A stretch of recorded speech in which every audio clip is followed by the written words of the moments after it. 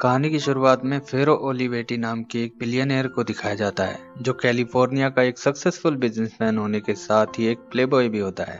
उसकी दौलत और हैंडसम लुक पर लड़कियां फिदा रहती हैं, लेकिन फेरो का ध्यान अमीर लोगों की खूबसूरत बीवियों पर ज्यादा रहता है क्योंकि वो किसी के साथ रिलेशनशिप के चक्कर में नहीं पड़ना चाहता और हमेशा आजाद रहना चाहता है। लेकिन वो अपने बिजनेस के साथ कोई कॉम्प्रोमाइज नहीं करता। उसके कॉम्पिटिटर्स ने कई बार उसके बिजनेस को टेक ओवर करने की कोशिश की, लेकिन हर बार वो उनसे 2 कदम आगे ही रहता है। एक दिन वो अपने शानदार बंगले में चल रही एक पार्टी में होता है और एक खूबसूरत लेडी के साथ उसका चक्कर चलने ही वाला होता है कि तभी उसके फोन पर इटली से उसकी माँ की कॉल आती है, जो रोते हुए बताती है कि उसके फादर बहुत बीमार हैं और अपने आखिरी वक्त में उसे ही याद कर रहे हैं। ये खबर सुनकर वो इमोशनल हो जाता है और अब वो तुरंत इटली के लिए रवाना हो जाता है। फेरो अपने फादर के बेहद करीब था। वो इटली की एक नॉर्मल फैमिली में पैदा हुआ था और बिजनेस की पढ़ाई के लिए कैलिफोर्निया आ गया था, लेकिन अपनी काबिलियत और मेहनत के दम पर उसने कैलिफोर्निया में ही एक बहुत बड़ा बिजनेस एम्पायर खड़ा कर लिया था। उसके फादर उसकी कामयाबी से बहुत खुश थे, लेकिन वो हमेशा समझाते रहते थे कि इंसानियत और सच्चे प्यार के बिना कामयाबी के कोई मायने नहीं होते। अब फेरो इटली में अपने फादर के घर पहुंचता है तो बाहर उसकी माँ बताती है कि उसके फादर के पास अब सिर्फ कुछ ही घंटे बचे हैं। ये सुनकर फेरो की आंखों से आंसू छलक उठते हैं और जब वो अंदर अपने फादर से मिलता है तो एक दूसरे को देखकर दोनों इमोशनल हो जाते हैं। उसके फादर बड़ी मुश्किल से बात कर पा रहे थे और वो जानते थे कि अब उनके पास ज्यादा वक्त नहीं बचा है, इसलिए वो सबसे पहले उसे अपनी आखिरी इच्छा बताते हैं। वो चाहते हैं कि उनकी मौत के बाद फेरो 30 दिन के लिए अपने बिजनेस को छोड़कर किसी ऐसी जगह चला जाए जहां उसे कोई न जानता हो। इस दौरान वो कोई भी पैसा अपने साथ लेकर न जाए और कहीं भी अपने नाम का इस्तेमाल ना करे। अपने फादर की इस अजीब सी इच्छा को सुनकर फेरो हैरान रह जाता है और उनसे पूछता है कि वो ऐसा करने के लिए क्यों कह रहे हैं, लेकिन फेरो के फादर उसका हाथ पकड़कर कहते हैं कि इस वक्त कोई सवाल मत पूछो, बस मुझसे वादा करो कि तुम हर हालत में मेरी आखिरी इच्छा पूरी करोगे। फेरो के लिए ये बहुत ही मुश्किल काम था क्योंकि इस वक्त उसका एक कॉम्पिटिटर उसकी कंपनी को टेक ओवर करने की जबरदस्त कोशिश में लगा हुआ था और फेरो की गैर मौजूदगी में वो अपनी कोशिश में कामयाब भी हो सकता था। लेकिन अपने फादर की आखिरी इच्छा पूरी करने के लिए वो ये रिस्क लेने को तैयार हो जाता है। इसके बाद उसके फादर की मौत हो जाती है और उनके फ्यूनरल के बाद फेरो कैलिफोर्निया वापस आकर अपने असिस्टेंट लॉरेंस से मिलता है। वो उससे कहता है कि अगले 30 दिन तक कंपनी की सारी जिम्मेदारी तुम्हारे ऊपर है। लॉरेंस उससे काफी सारे सवाल करना चाहता था, लेकिन फेरो उससे बस इतना ही कहता है कि तुम संभाल लोगे। इसके बाद वो अपने ड्राइवर क्लॉड से उसकी आईडी लेता है और एक कमर्शियल प्लेन से न्यूयॉर्क पहुंच जाता है। अपने फादर की आखिरी इच्छा पूरी करने के लिए फेरो अपने साथ एक भी पैसा लेकर नहीं आया था, इसलिए एयरपोर्ट से बाहर आकर शहर जाने के लिए वो एक ट्रक में लिफ्ट लेता है। अब उसका सबसे पहला काम था एक नौकरी ढूंढना। शहर पहुंचकर फेरो कई छोटी छोटी दुकानों पर नौकरी मांगने जाता है, लेकिन अनजान शहर में नौकरी मिलना इतना आसान भी नहीं होता। वो पूरे दिन किसी छोटे मोटे काम की तलाश में भटकता रहता है, लेकिन जब शाम होने तक भी उसे कोई काम नहीं मिल पाता तो अब वो एक बार में एक लड़की के पास जाकर बैठ जाता है जो उसके हैंडसम लुक को देखकर उसकी ओर अट्रैक्ट भी होने लगती है। लेकिन जब वो उसके बारे में पूछने लगती है कि वो क्या करता है और कहाँ रहता है तो फेरो उसे घुमा फिरा कर जवाब देने लगता है, जिससे वो लड़की चिढ़कर वहां से चली जाती है। लेकिन अब ये सब देख रही एक मोटी लड़की उसके पास आती है और अपना नाम पीटा बताकर फेरो को अपने साथ अपने फ्लैट में ले जाती है, जहां उसकी एक फ्रेंड पहले से सोई होती है। पीटा फेरो को अपने रूम में ले जाकर उसके साथ रोमांस करने की कोशिश करने लगती है, लेकिन फेरो की इतनी खराब चॉइस भी नहीं थी। वो उससे गे होने का बहाना करके सोने की कोशिश करने लगता है, लेकिन जब पीटा के खर्राटों की आवाज से उसे नींद नहीं आती तो वो उठकर सोने के लिए उस दूसरे रूम में चला जाता है जहाँ वो दूसरी लड़की सोई हुई थी। लेकिन उसकी आहट से वो लड़की घबरा कर उठ जाती है और आधी रात को ही उसे बाहर निकालकर दरवाजा बंद कर लेती है। वो पीटा पर भी गुस्सा करती है कि एक अनजान आदमी को वो अपने फ्लैट में कैसे ला सकती है। अब आधी रात को फेरो सड़कों पर घूमने लगता है, लेकिन यहाँ 2 पॉकेट मार उसका बैग छीनने की कोशिश करने लगते हैं।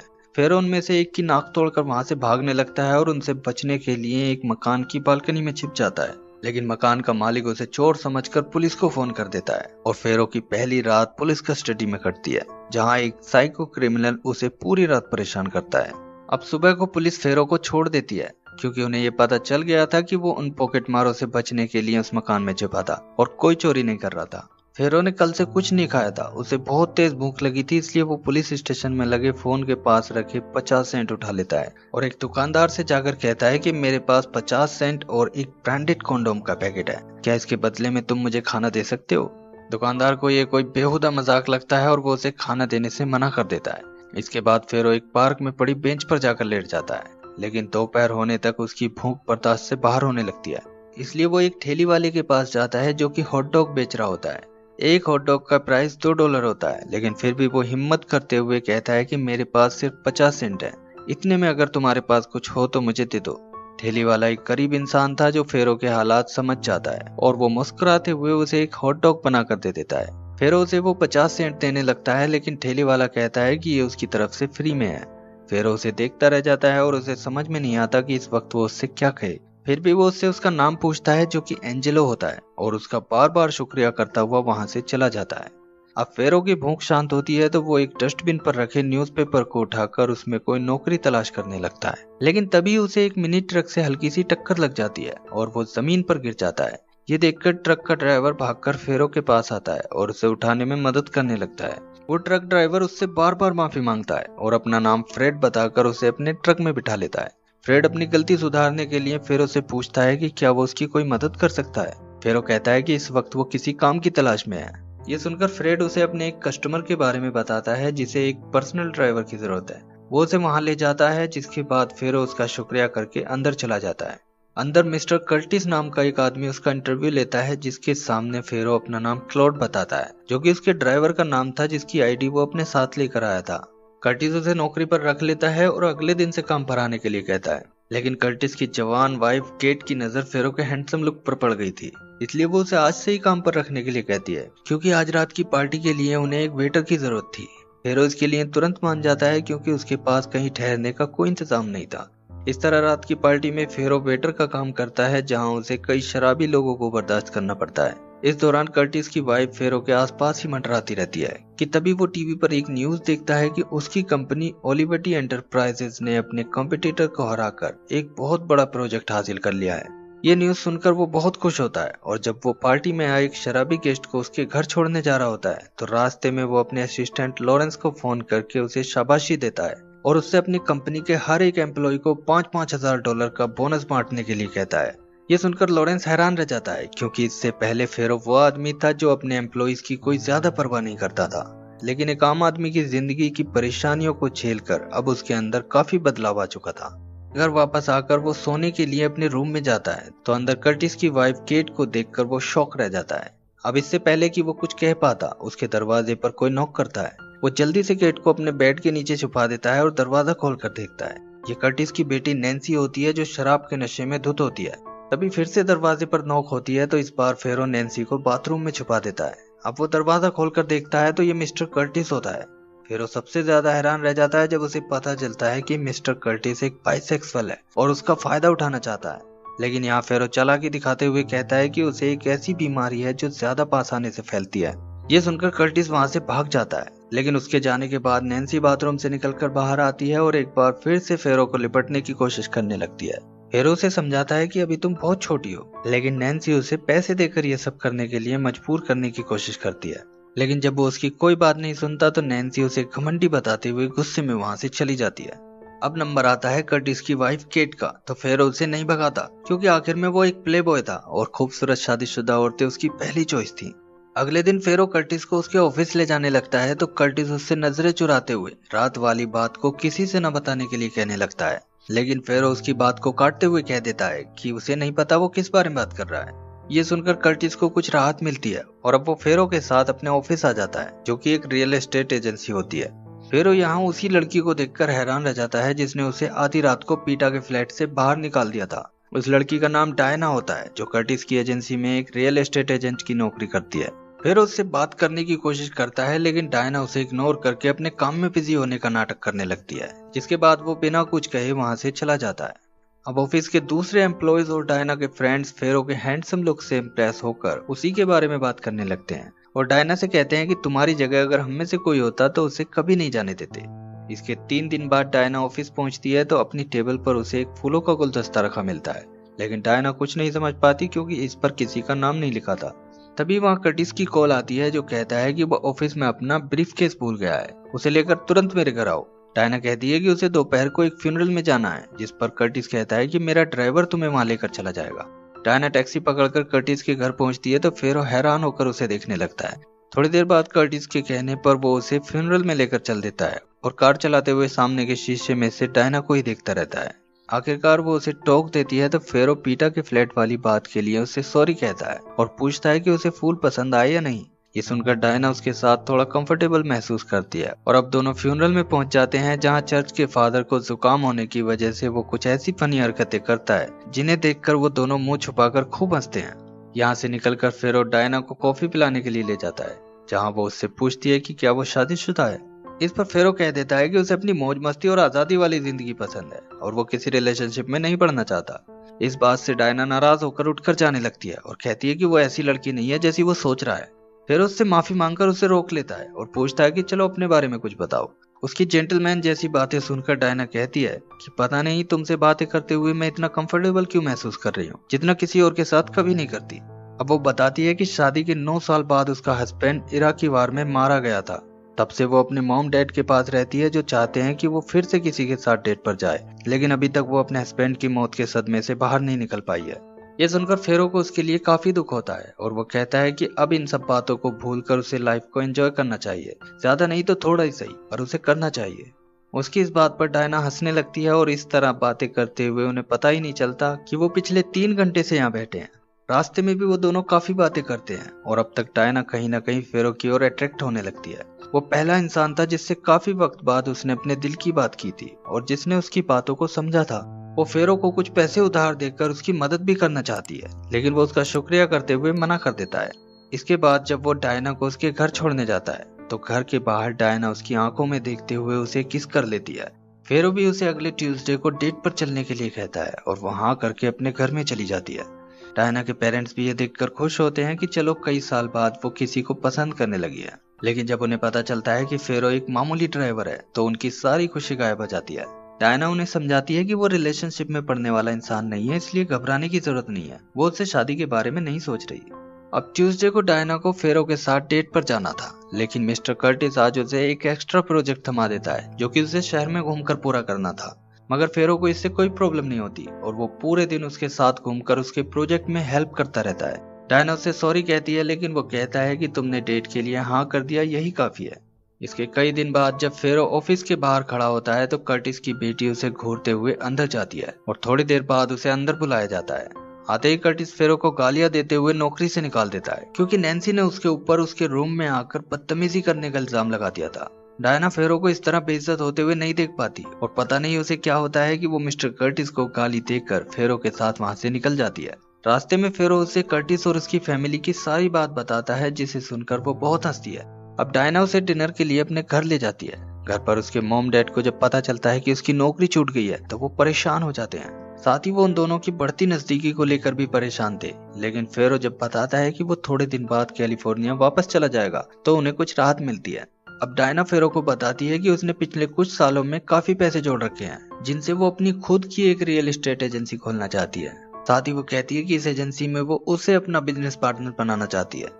फेरो हैरान होकर उसे देखता रह जाता है, क्योंकि उसके बारे में बिना कुछ जाने वो उस पर बहुत ज्यादा भरोसा कर रही थी। लेकिन जब वो भरोसा कर ही रही थी तो फेरो अपने एक्सपीरियंस का इस्तेमाल करते हुए उसकी एजेंसी के लिए एक सॉलिड बिजनेस प्लान तैयार करता है, जिसमें वो कर्टिस के 3 एम्प्लॉयज को, जो कि डायना के फ्रेंड भी होते हैं, उन्हें 15% प्रॉफिट शेयर का ऑफर देकर अपनी एजेंसी में बुला लेता है। वो अपना बिजनेस पार्टनर बनाने के लिए एक बार फिर से डायना का शुक्रिया करता है और दोनों डांस करके अपनी एजेंसी की शुरुआत को सेलिब्रेट करते हैं। अब रास्ते में डायना कहती है कि लगता है मुझे तुमसे प्यार होने लगा है, लेकिन फिर वो ये कहकर बात को टाल देता है कि इस वक्त वो नशे में बोल रही है। मगर वो इतना जरूर कहता है कि उसके जैसी लड़की उसे अपनी जिंदगी में पहले कभी नहीं मिली, वो सबसे अलग है। इसके बाद उनकी एजेंसी शुरू हो जाती है और पहले 2 हफ्तों में उन्हें $12,000 से ज्यादा का प्रॉफिट होता है, जिससे डायना बहुत खुश थी। लेकिन फेरो के वापस जाने का वक्त भी अब नजदीक आ लिया था, इसलिए वो डायना से कहता है कि उसे जल्दी यहाँ से वापस जाना पड़ेगा। ये सुनकर डायना उदास हो जाती है और कहती है कि इससे तो अच्छा ये होता कि वो कैलिफोर्निया में ही अपनी एजेंसी खोलते। फेरो ये सुनकर कोई जवाब नहीं देता और एक लंबी सांस लेकर किसी सोच में पड़ जाता है। अब फेरो को यहाँ पूरे 23 दिन बीत जाते हैं और आज उसके पास उसके असिस्टेंट लॉरेंस का कॉल आता है, जो उसे एक बुरी खबर देता है कि उसके कॉम्पिटिटर ने उसके जाने का फायदा उठाकर उसकी कंपनी को टेक ओवर करने की एक ऐसी सीरियस चाल चली है कि अगर अगले मंडे को वो बिजनेस कोर्ट में जज के सामने पेश नहीं हुआ तो कंपनी का कंट्रोल उसके हाथ से निकल जाएगा। ये सुनकर फेरो को चिंता तो होती है, लेकिन वो एक बार फिर उससे ही मामले को संभालने के लिए कहकर फोन काट देता है। अब डायना फेरो को अपनी निशानी के तौर पर एक टाई गिफ्ट करती है और दोनों फाइटर जेट्स की उड़ान देखने जाते हैं। यह डायना एक बार फिर से कहती है कि उसके जाने के बारे में सोचकर ही उसे डर लग रहा है। इस पर फेरो कहता है कि अगर मैंने तुम्हें अपने बारे में सब कुछ बता दिया तो तुम कभी नहीं चाहोगी कि मैं यहाँ रहूं। डायना को उसकी कोई बात समझ में नहीं आती और आज वो एक बार फिर से उसे आई लव यू कहकर अपने प्यार का इजहार करती है, लेकिन फेरो आज भी कोई जवाब नहीं देता और उसकी आंखों में देखते हुए अपने कंधे से लगा लेता है। अब 29वें दिन यानी मंडे को कैलिफोर्निया के बिजनेस कोर्ट में लॉरेंस को दिखाया जाता है। जज उनके खिलाफ फैसला सुनाने ही वाला होता है कि तभी अचानक फेरो वहां जाता है। उसे देखकर जज अपना फैसला सुनाता है और फेरो केस जीत जाता है। दरअसल ये केस ही ऐसा था कि फेरो को बस जज के सामने आना था और केस खत्म हो जाता, इसलिए वो लॉरेंस से कह के अपने प्राइवेट जेट से कैलिफोर्निया आ गया था। इसके बाद वो तुरंत न्यूयॉर्क वापस आकर डायना से मिलता है। डायना उससे पूछती है कि वो पूरे दिन कहाँ था, जिस पर फेरो कहता है कि मुझ पर भरोसा रखो, वक्त आने पर मैं तुम्हें सब कुछ बता दूंगा। डायना मान जाती है, लेकिन तभी वहाँ कर्टिस की वाइफ केट आ जाती है और फेरो से लिपट कर उसे अपने साथ चलने के लिए कहने लगती है। ये देखकर डायना को बहुत तेज गुस्सा आता है और वो ऑफिस से निकलकर घर की ओर भागने लगती है। फेरो उसे रोकने की काफी कोशिश करता है, लेकिन वो तेजी से भागती हुई अपने घर की ओर निकल जाती है और भागते हुए उसका सेल फोन भी रास्ते में गिर जाता है। फेरो अब ऑफिस के फोन से बार बार डायना के घर के नंबर पर फोन लगाता है, लेकिन उसकी माँ उसका नाम सुनते ही फोन काट देती है। अगले दिन उसे कैलिफोर्निया वापस जाना था, इसलिए वो ऑफिस में काम करते हुए फिर से डायना के घर का नंबर लगाता है, लेकिन इस बार उसकी माँ फोन उठाकर गुस्से में कहती है कि मेरी बेटी जब तुमसे बात ही नहीं करना चाहती तो क्यों बार बार हमें परेशान किए जा रहे हो। ये सुनकर फेरो उदास हो जाता है, जबकि असलियत ये होती है कि डायना ने आज अपनी माँ से कई बार पूछ लिया था कि ऑफिस से किसी का फोन तो नहीं आया। आखिरकार अगले दिन वो ऑफिस जाती है, जहां उसे पता चलता है कि फेरो चला गया है। वो उसके लिए गुड बाय के अलावा कुछ भी नहीं कहकर गया है और ना ही अपना कोई नंबर छोड़कर गया है, जिसे सुनकर डायना बहुत ज्यादा उदास हो जाती है। इसके कुछ दिन बाद कर्टिस के घर पर वो ट्रक ड्राइवर फ्रेड आता है, जिसने नौकरी दिलवाने में फेरो की हेल्प की थी। वो कर्टिस को बताता है कि तुम्हारे घर पर क्लॉड नाम का जो ड्राइवर काम करता था वो असल में फेरो ओलिवेटी नाम का एक बिलियनियर है। ये कहकर वो उसे $50,000 का एक चेक दिखाता है, जो फेरो ओलिवेटी ने फ्रेड से खुश होकर उसके लिए भिजवाया था। मिस्टर कर्टिस और उसकी बेटी ये देखकर हैरान रह जाते हैं। दूसरी ओर कैलिफोर्निया में फेरो को अपनी मॉम से बात करते हुए दिखाया जाता है। वो उन्हें बताता है कि उसके फादर एक बहुत ही समझदार इंसान थे। वो कहता है कि उनकी आखिरी इच्छा ने मुझे बहुत कुछ सिखाया और उन्हीं की वजह से मुझे एक ऐसी लड़की मिली जो पहले कभी नहीं मिली थी और जो सबसे अलग है, लेकिन लगता है कि मैंने उसे खो दिया है। ये सुनकर उसकी मॉम कहती है कि तुम इतनी जल्दी कैसे हार मान सकते हो, जाओ और जाकर उससे बात करो। अब वो फिर से न्यूयॉर्क पहुंचकर टैक्सी से डायना के घर जाता है। डायना की मॉम उसे घर के अंदर नहीं आने देना चाहती थी, लेकिन इस बार डायना दरवाजे पर ही आ जाती है और उसे पता चल जाता है कि उसकी मॉम ने फेरो की कॉल की बात उससे छुपाई थी। अब डायना और फेरो काफी बातें करते हैं, लेकिन अभी तक फेरो ने उसे अपनी असलियत ना तो बताई थी और ना ही डायना ने उससे कुछ पूछा था। वो तो ये समझ रही थी कि फेरो, जिसे वो क्लॉड नाम के एक मामूली इंसान के रूप में जानती थी, वो सिर्फ उससे मिलने आया है। लेकिन जब वो उससे अपने साथ कैलिफोर्निया चलने के लिए कहता है तो वो बहुत खुश होकर तुरंत उसके साथ चलने को तैयार हो जाती है और कहती है कि आगे चाहे जो भी हो, मैं बस तुम्हारे करीब रहना चाहती हूँ। उसके मॉम डैड उसे रोकने की काफी कोशिश करते हैं, क्योंकि उन्हें डर था कि कहीं वो इस मामूली ड्राइवर से शादी न कर ले। लेकिन वो कहती है कि घबराओ मत, वो एक आजादी पसंद करने वाला इंसान है और वो पहले ही बता चुका है कि शादी जैसे बंधन में बंधने का उसका कोई इरादा नहीं है। अब फेरो डायना को लेकर जैसे ही एयरपोर्ट से बाहर निकलता है तो उसका ड्राइवर क्लॉड गाड़ी लेकर तैयार खड़ा होता है और उसे मिस्टर ओलिवेटी कहकर सलाम करता है। फेरो भी उसे क्लॉड कहकर बुलाता है तो डायना हैरान होकर उसकी ओर देखने लगती है। अब कार में बैठकर फेरो उसे बताता है कि वो फेरो ओलिवेटी एक बिलियनियर है। डायना को अपने कानों पर यकीन नहीं होता और वो एक साथ बहुत सारे सवालों की झड़ी लगा देती है, जिस पर फेरो उसे अपने फादर की आखिरी इच्छा के बारे में बताते हुए अपने महलनुमा आलीशान बंगले में लेकर आ जाता है। डायना यहाँ आकर खुश तो होती है, लेकिन फेरो की असलियत जानने के बाद वो थोड़ा इनसिक्योर भी फील करने लगती है और कहती है कि उसे जल्दी वापस जाना होगा, क्योंकि उसे अपनी एजेंसी भी संभालनी है। ये सुनकर फेरो आज पहली बार उससे अपने प्यार का इजहार करता है और कहता है कि न्यूयॉर्क में तुम्हारे पास जो कुछ भी था उसमें से तुमने मुझे अपना फुल पार्टनर बनाया था, इसलिए आज यहाँ जो कुछ भी मेरे पास है उसमें से मैं तुम्हें अपना फुल पार्टनर बनाना चाहता हूँ। क्या तुम मुझसे शादी करोगी? उसकी इस बात पर डायना इमोशनल होकर उसके गले लग जाती है, क्योंकि इतने दिन से वो यही तो सुनना चाहती थी। इसके 6 महीने बाद दोनों शादी कर लेते हैं। उनकी शादी में बहुत से लोग शामिल होते हैं, खास तौर से वो सभी लोग जिन्होंने न्यूयॉर्क में बिना किसी लालच के फेरो की मदद की थी, जैसे ट्रक ड्राइवर फ्रेड, जो अब फेरो की मॉम मिसिस ओलिवेटी का पर्सनल ड्राइवर है, हॉट डॉग बेचने वाले मिस्टर एंजेलो, जो फेरो की मदद से अपना खुद का एक इटालियन रेस्टोरेंट चलाते हैं, इसके अलावा पीटा, मिस्टर कर्टिस और डायना के सभी कलीग्स भी उनकी शादी में शामिल होते हैं और इसी के साथ ये मूवी एंड हो जाती है।